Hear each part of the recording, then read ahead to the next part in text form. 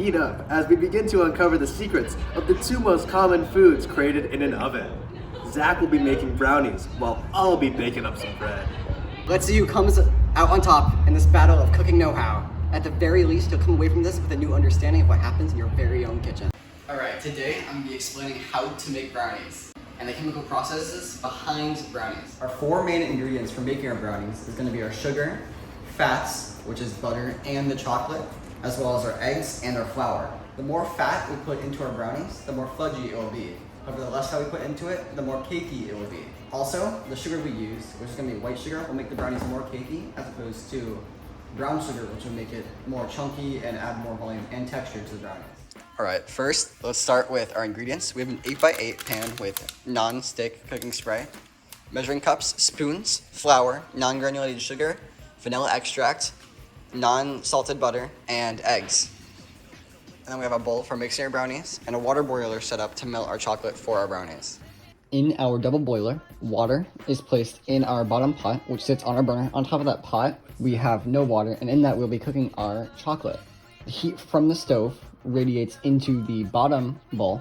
Steam rises from that bottom bowl into our top bowl via convection, and then conduction is actually what heats our chocolate and allows it to melt inside of that bowl.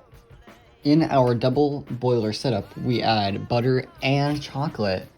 The butter will increase the fat content of the melted chocolate, making it smoother and easier to work with when we're making our brownies. Now that this is all melted, we can move this off of the stove and start mixing in our ingredients. So notice here I have whole eggs in this pan. I'm going to be adding whole eggs because whole eggs will produce the thin, shiny crust at the top of the brownie, and beaten eggs will not do that. So I'm going to explain that a little bit while I beat the eggs in the background. So sugar blends with the egg whites and rises to the top of the pan in the oven. The shiny crust is actually a thin layer of meringue, which is created by this reaction. So after leaving our stirred mixture for about 1 to 2 minutes, we are now going to add in our flour and mix it again, but this time with a rubber spatula. Flour this time around is going to make it a lot thicker and harder to stir into the pan, and now we're ready to put it into the oven to bake.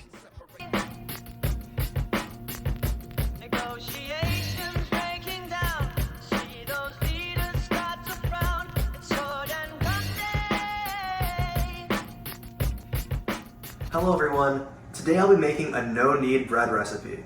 Alright, here's what you'll need. You'll need 400 grams of flour, 1 gram of instant yeast, 8 grams of salt, and 300 grams of water. These are all homogeneous mixtures, except for water, which is a compound. First we'll throw the flour, yeast, and salt into a large bowl.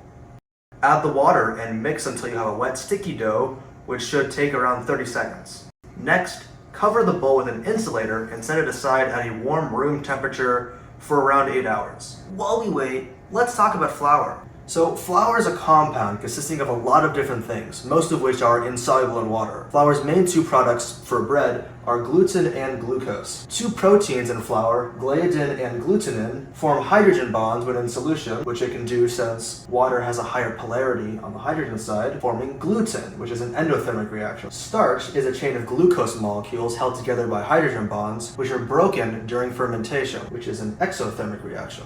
The glucose is then consumed by the yeast, forming ethanol and carbon dioxide, which is also an exothermic reaction. The carbon dioxide is caught by the gluten, forming the texture of the bread, while the ethanol will later be boiled away. Alright, it's the next day and the bread is done fermenting. We'll pour our dough into the pan and put it back into the oven for another 45 minutes.